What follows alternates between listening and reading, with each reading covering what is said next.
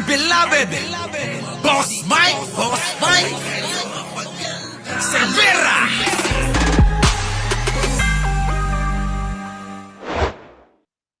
Sa isang pribadong ospital, si Ako, buhay pa ba? Buhay pa ba? Buhay pa ba? Nagtatanong lang ako kung buhay pa. Ano ba yan? Nakakumpay na yan. Si Digong, si Kibuloy o ano? pa-confine ngayon sa isang pribadong ospital, si Pastor Apollo Kibuloy. Ako, si Kibuloy pala. Ala ko ba'y anak ng Diyos yan? Para bang tila, hindi niya ma-pray over yung sarili niya. Kibuloy, hawakan mo yung sarili mo. Ganyan, oh. Pray over mo, oh. Ganun ka, oh. Diba? Ganun si Digong. Ay, si Kibuloy, diba? Oh, dapat ganunin mo sarili mo. Para hindi ka talaban ng sakit. Kung ano mang yung malalang sakit mo na yan. Ha? Oh. Diba? Ganun yung si Kibuloy eh. Gumaganon eh. Gano'n eh, no? Kung ano-ano mga sinasabi. Tapos yung mga tao naman, Amen! Amen! Amen! Amen! Gumaganon. Walastik na yan. Naniwala naman sila. Utik na yan. Hindi maintindihan yung sinasabi.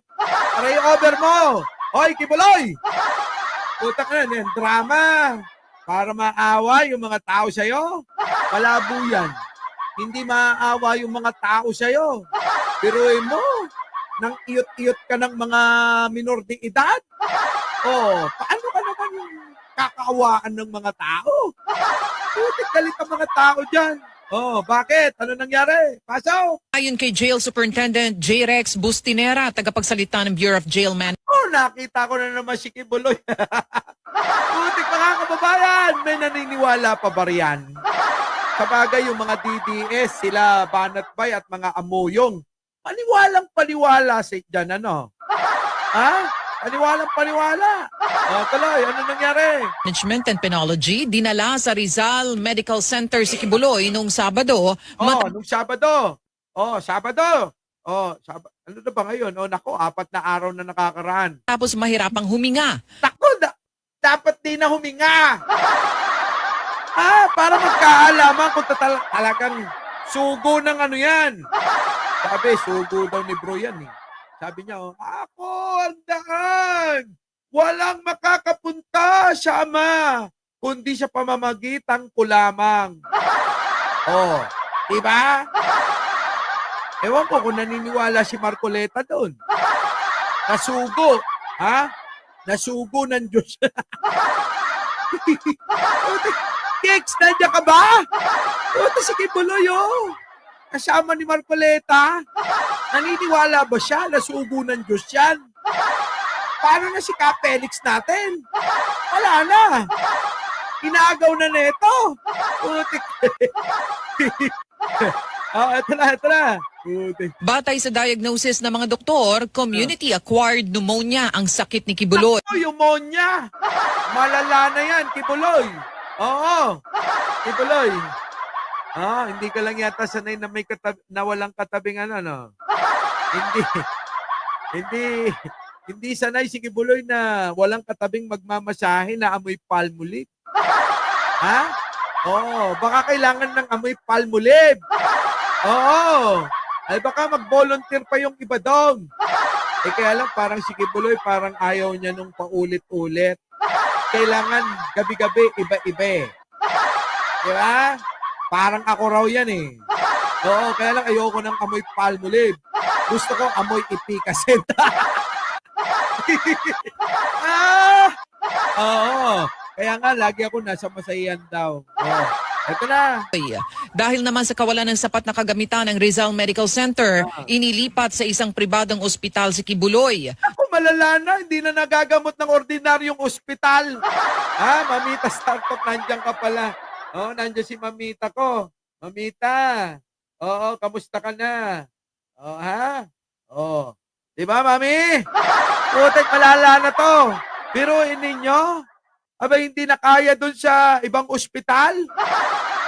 Sa mga ordinaryong, tayo, mga kababayan, sa bahay-bahay nga lang eh. Di ba? Sa bahay lang tayo, inom lang tayo ng medical. O, di ba? Inom lang tayo ng paracetamol at maglagay lang kayo ng Royal doon sa bubong. Sa bubong! Yan ang pinakamagandang gamot sa lahat. Pagka tayo may sakit o may ubo, may sipon, di ba? Papalagay lang tayo, papahamog lang tayo ng Royal sa bubong. Tapos, kinaumagahan, yung magang umaga, magpapabili tayo Skyflex. Skyflex at saka Royal, mga kababayan, solved na yon. Tanggal na yung ubot sipon mo. Kaso mukhang kay Kibuloy, hindi na uubra yun. Oo, hindi na uubra sa kanya yung alin. Yung Royal at saka Skyflex. Di ba? Hindi na uubra. O, sino nakaranas nun? Huwag nyo sabing hindi nyo naranasan yun.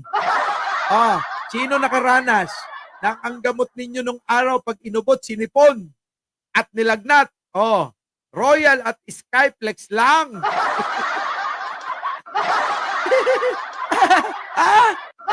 Di ba? Yun ang sinasabi ko sa inyo. Eto kay Kibuloy, hindi na uubra. Bakit? Wala na, malala na. Malala na yung idol ng mga DDS. Bakit nilipat? Ni Kibuloy.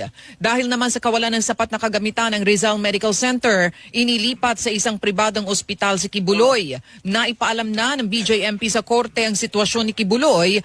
Pinaalam na, palinaawan ninyo. Sabi nga, palinaawan yo. Palinaawan nyo, Jay Royal. Di ba?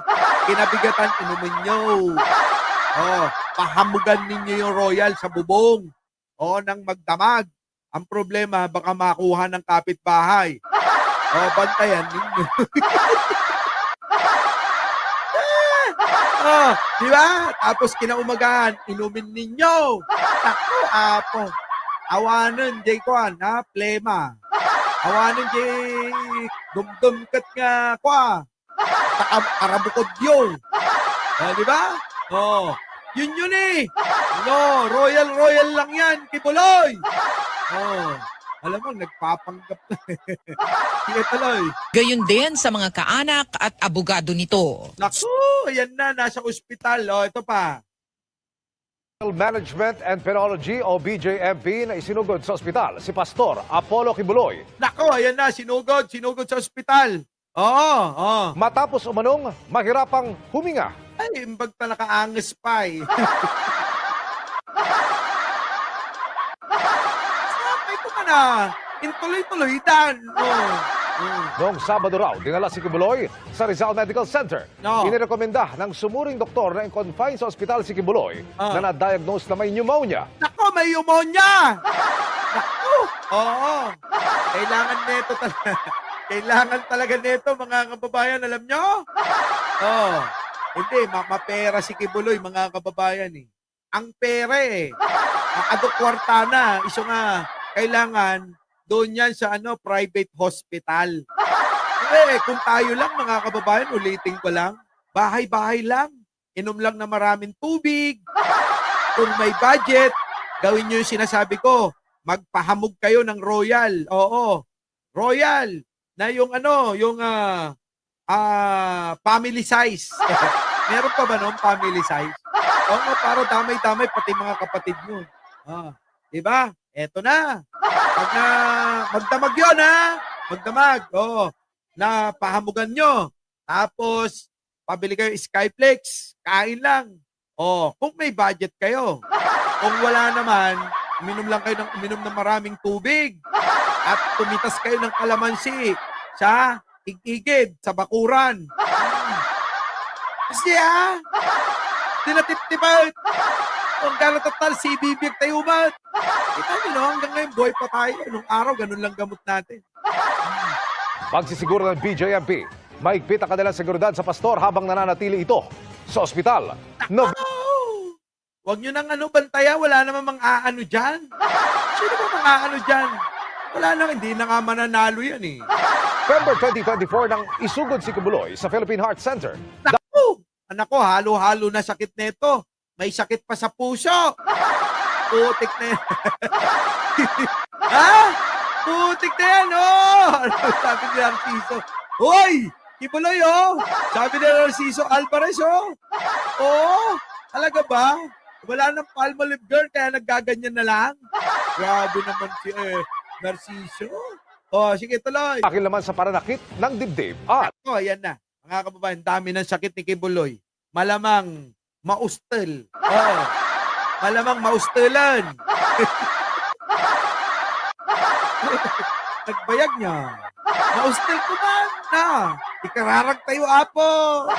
Apo, ne. Ayun mang lokloko kinyam. Ikararag mi ko man na maustel. Visit. Para tapos na.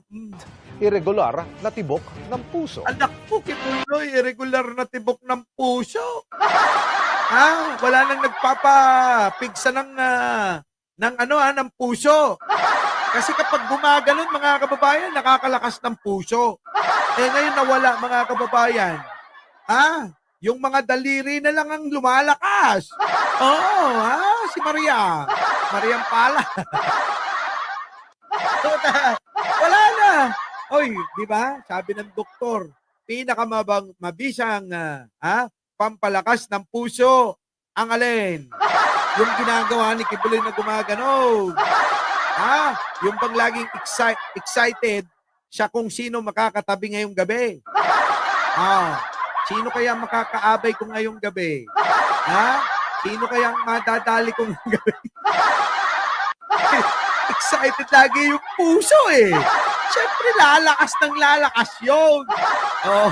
Sabi ni Bisnelli, siya gusto ko na siguro. Hindi naman siguro. Baka naman kumukubli sa kumot. Pag gumaganon-ganon ba? Di ba? Pwede namang gumanon-ganon lang eh. Kaya lang hindi yun nakakatulong sa puso. Kaya nagkakasakit sa puso. Di ba? Kung panay yung mga Palmolive girl na gabi-gabi katabi, siyempre lalakas talaga. Agpapigsa nga unay, pagkatapos niya ngayong gabi, sasabihin niya bukas ng umaga, magja-jogging ako. Magja-jogging ako para mamayang gabi, laban ko na naman ng panibago. Ay, sarap. Ingit lang kayo eh. Ayan, sige Puloy. Malala na. Gusto po. Sakit na ang puso. Ay, naku, sinabi niyo pa. Our beloved Boss Mike Cervera.